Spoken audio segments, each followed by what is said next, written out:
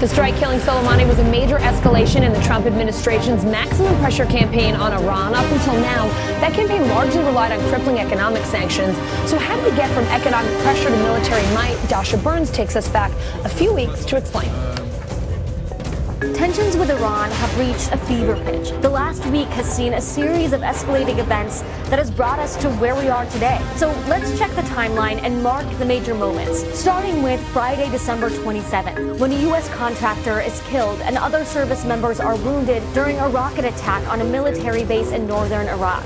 Then 2 days later, on December 29th, the U.S. carries out airstrikes aimed at Iran-backed militias in Iraq and Syria, which U.S. officials blame for 11 recent attacks on U.S.-led coalition bases, including the one on December 27th. At least 25 militia fighters are killed in the strikes. Then, on December 31st, New Year's Eve, thousands of pro-Iran protesters stormed the U.S. Embassy in Baghdad to demonstrate against the airstrikes. They tried burning down entry gates, reaching as far as the reception area. Trump blames Iran for the break-in and says they will pay a very big price. This will never, ever be a Benghazi. The next day, Iraqi forces, along with U.S. Marines, worked together to secure the area and disperse the protest. There are no reports of casualties, but Defense Secretary Mark Esper orders over 700 troops to deploy to the area, with many more on standby.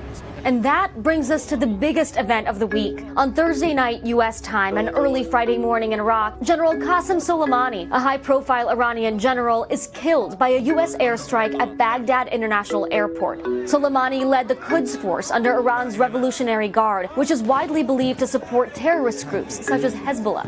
The Pentagon says Soleimani organized attacks on U.S. coalition bases in Iraq over the last several months, including the December 27th rocket attack. Then this morning, Iran's supreme leader Ayatollah Ali Khamenei says there will be harsh retaliation. The U.S. State Department closes the embassy in Baghdad and tells Americans to leave Iraq immediately. And we learn that approximately 3,000 additional troops are being deployed to the Middle East. President Trump's decision to remove Qasem Soleimani from the battlefield saved American lives. He was actively plotting in the region to take actions, a big action as he described it, that would have put dozens, if not hundreds, of American lives at risk. There are conflicting reactions in the region. Iraqis celebrate Soleimani's death in Baghdad, while protesters demonstrate against the U.S. in Tehran. Meanwhile, Democrats in Congress express concern over more potential violence and Trump's unilateral action. This action may well have brought our nation closer to another endless war. And as for the White House, here's what the president had to say in his first public appearance after the airstrike. We took action last night to stop a war. We did not take action to start a war.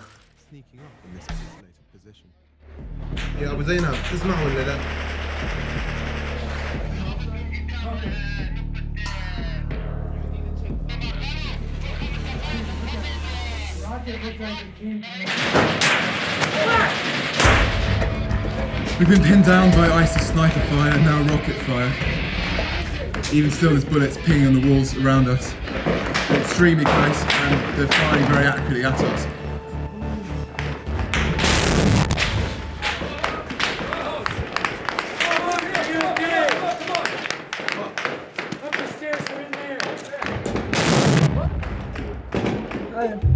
ISIS fighters have crept into the bottom of the garden, where they suppress the SDF from close range. Everyone huddles in the central stairwell for cover. Worried that ISIS are about to take the building, the YPG fighters plan their retreat. Either we fight, we can't fight, they're shooting at every level to stop us. I think we should go quickly. Yeah. If we want to go, we should go now. Go. Here, take left. Take left.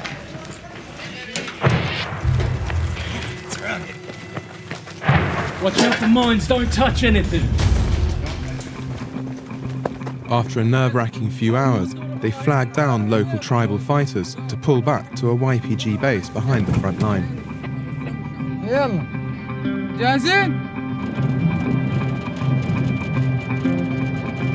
It shows how confused the fighting is here.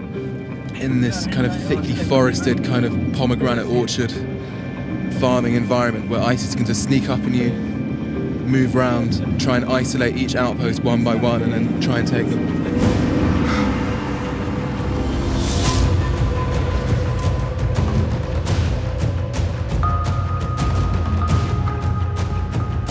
With ISIS surrounded in Baghouz, thousands of civilians, including the families of ISIS fighters, are evacuated and sent to detention camps further north.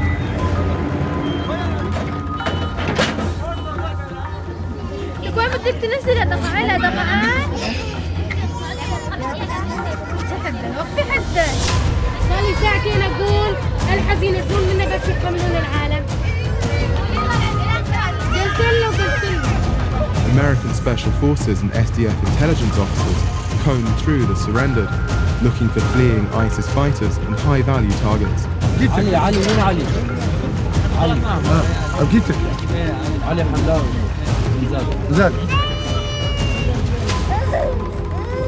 Doha's husband, an ISIS fighter, was killed in a coalition airstrike. She and her children were caught in the crossfire.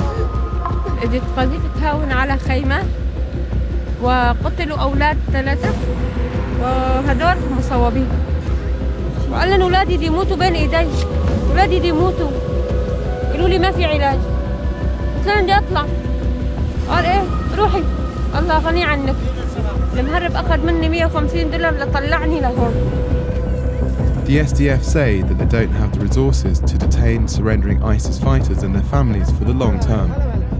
But without international support, they will be stuck holding thousands of ISIS members from across the world, prisoner for the foreseeable future.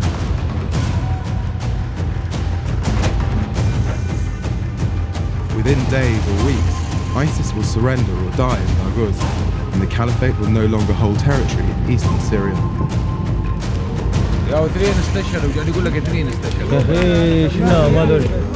But an underground ISIS insurgency is already starting up along the Euphrates River, a region the SDF will likely find difficult to control.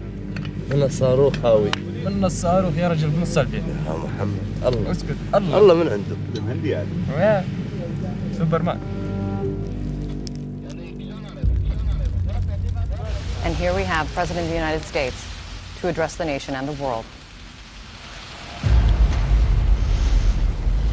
As long as I'm President of the United States, Iran will never be allowed to have a nuclear weapon. Good morning. I'm pleased to inform you the American people should be extremely grateful and happy. No Americans were harmed in last night's attack by the Iranian regime. We suffered no casualties. All of our soldiers are safe, and only minimal damage was sustained at our military bases. Our great American forces are prepared for anything. Iran appears to be standing down, which is a good thing for all parties concerned and a very good thing for the world. No American or Iraqi lives were lost because of the precautions taken, the dispersal of forces, and an early warning system that worked very well. I salute the incredible skill and courage of America's men and women in uniform. For far too long, all the way back to 1979 to be exact, nations have tolerated Iran's destructive and destabilizing behavior in the Middle East and beyond. Those days are over. Iran has been the leading sponsor of terrorism, and their pursuit of nuclear weapons threatens the civilized world. We will never let that happen. Last week, we took decisive action to stop a ruthless terrorist from threatening American lives.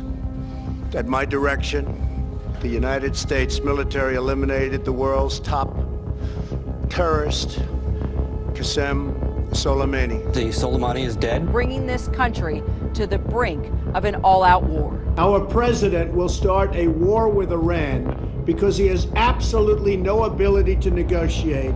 He's weak and he's ineffective. So the only way he figures that he's going to get reelected And as sure as you're sitting there, is to start a war with Iran.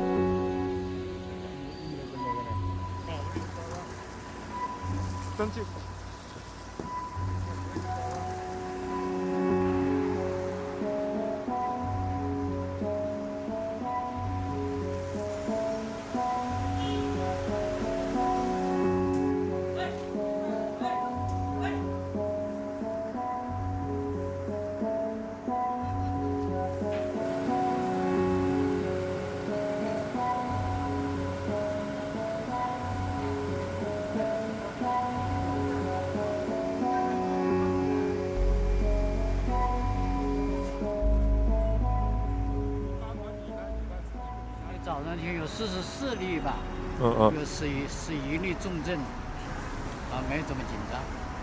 哦，那SARS啊，相当于传染性没有相当于紧张。那您还是对政府的政策比较放心的是吧？哎。